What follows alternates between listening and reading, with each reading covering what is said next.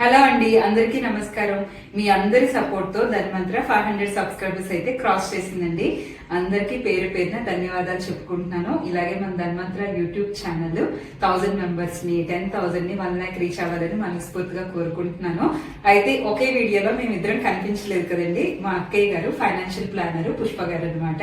ఇప్పటి వరకు అక్క వీడియోలు, నా వీడియోలు మీరైతే చూడడం జరిగింది కదా. మేమిద్దరం సిబ్లింగ్స్ అనమాట. ఈ రోజు 500 సబ్స్క్రైబర్స్ లో మీకు ఇంట్రడ్యూస్ చేద్దామని చెప్పి అయితే ఇద్దరం ఒకే ఫ్రేమ్ లో అయితే వచ్చాము.